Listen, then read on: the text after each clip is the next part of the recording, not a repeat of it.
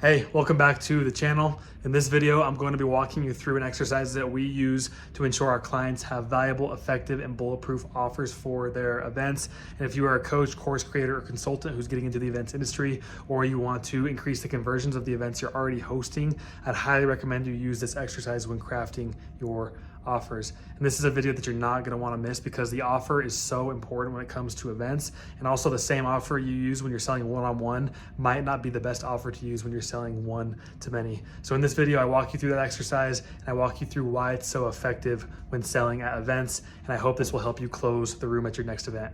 All right, with all that being said, I'm going to jump over into the computer and walk you through this exercise for ensuring that you have a bulletproof offer for your events. So this exercise is specifically designed to create offers that close rooms. It's a strategy that we use with our clients to craft offers that are catered specifically for events. Now, before I dive in, I want to point out though, this is just a small aspect of our offer creation process.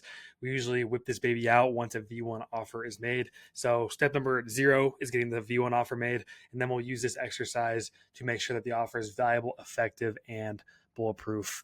We've generated over $5 million in revenue from high ticket upsells using this strategy and our other offer creation strategies. So the stuff works, it's powerful, it's catered for events, and it's simple, which is the best part. It only consists of 2 steps, but it will change the way you craft your offers for your events. And I'm really excited to walk you through it. So let's dive in. The first step is to make a list of any objection someone in your audience may have about your offer, product, service, etc.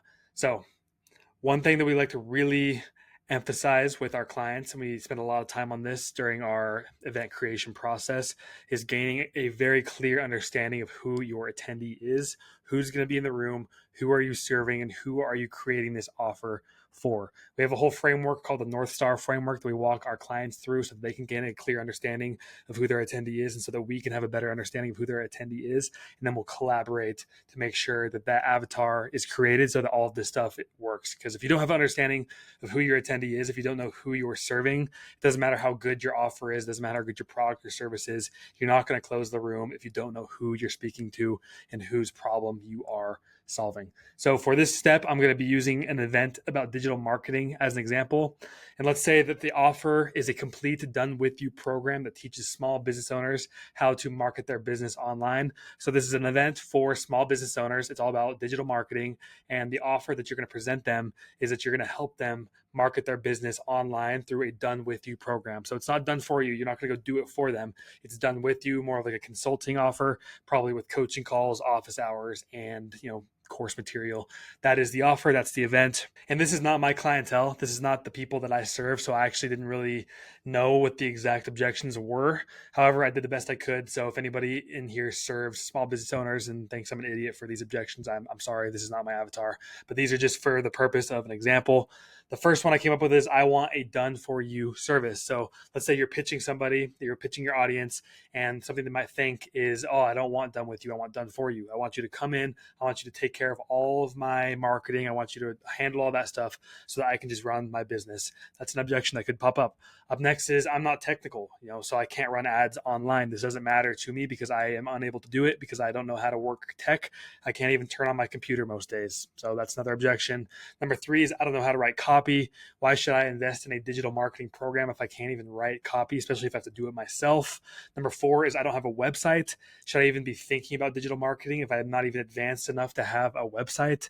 Up next is I don't have a big advertising budget. My margins are pretty lean, they're pretty small, and most of my business comes from referral, friends and family, word of mouth. I got a few billboards. However, I don't have a very big budget to run ads online. And finally, the last objection I came up with is right now it's just me, but what if I need to hire this marketing position out one day? It seems like a lot of work for me to invest in this program, learn all of this stuff just to have to teach somebody else down the road. Seems like a headache that is going to be delayed. I don't think I should do it. So these are 6 examples. I came up with 6 different objections that a small business owner in the audience could come up with if they're being pitched a done with you program to teach them how to teach them about digital marketing. That sounds a little better. So you really want to try to put yourself in your attendees' shoes. Like I said, I can't emphasize enough. If you're hosting an event, you should have the clearest understanding of who's in the room and what problems you're trying to solve. And a overall big guiding question to ask yourself is, what is every possible objection they could have?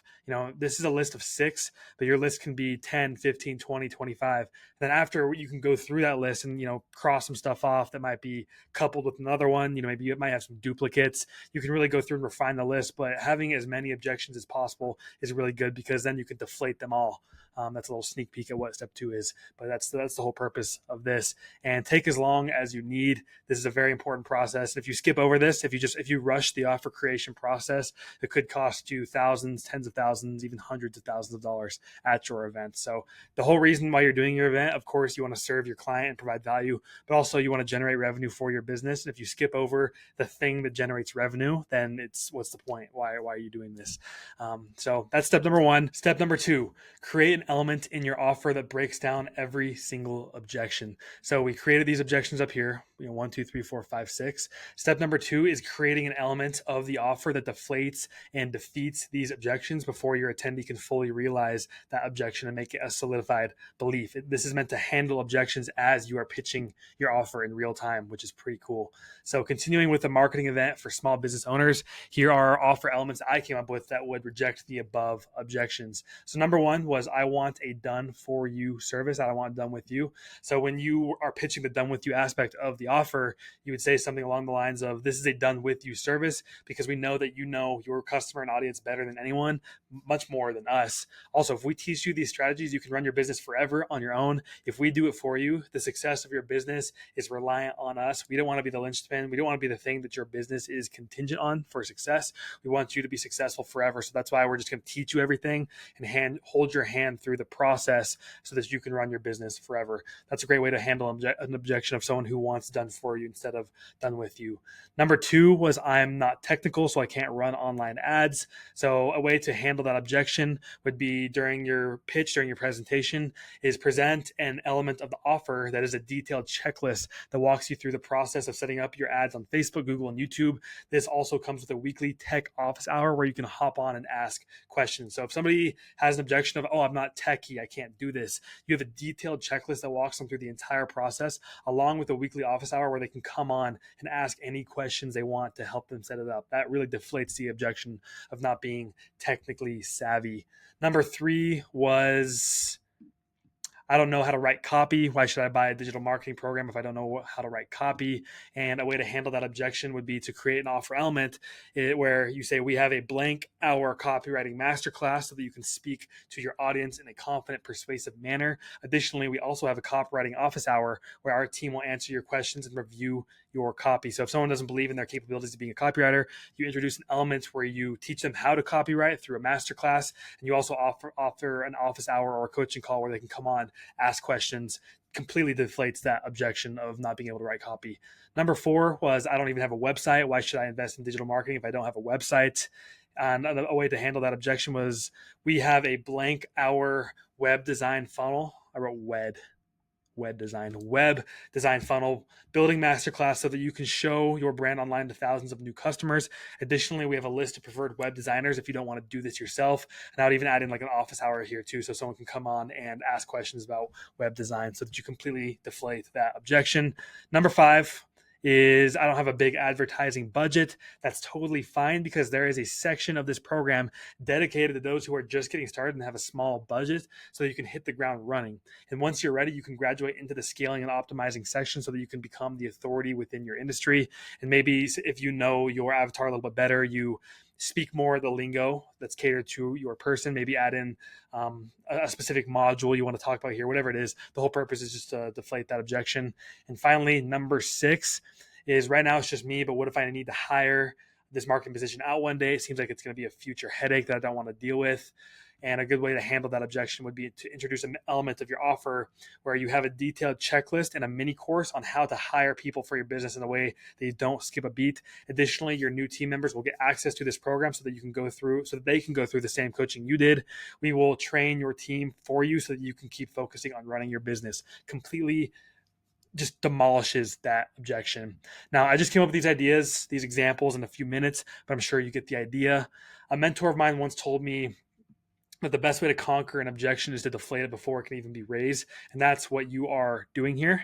That's the whole purpose of this exercise is understanding what objections will be raised and deflecting them with our offer. And since you're doing a one-to-many pitch, this is not a one-on-one sales call. Usually on a sales call, you have a chance to handle the objections one-on-one as the prospect, the potential client brings them up. However, this is a one-to-many pitch. You're at an event, so you can't do a one-on-one objection handling session with every single client. Like maybe you have some sales people in the back of the room. Maybe you go to the back of the room where you can handle some people's objections. But if you have a couple hundred people in the room, you're not going to be able to do a one-on-one session with every single one. So it's on you to be the one that's handling these objections as you're delivering your pitch. And you want to handle the objections before the objection can even be actualized and solidified by the attendee. So this right here, I wrote about having the sales team.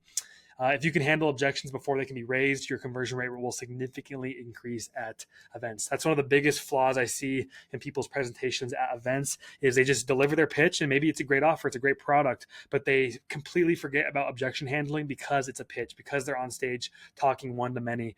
But what they don't know is you can actually use your offer as a way to handle objections before the objections can even be actualized. So I just wanted to walk you guys through this quick exercise. I hope it was helpful. If you are in the events world, if you're a coach, consultant, course creator, community owner who is looking to start hosting events, whether they're in person or virtual, I'd highly recommend you go through this exercise and make sure that your offer is rock solid so that you can handle all the objections in the world during your pitch and close the room.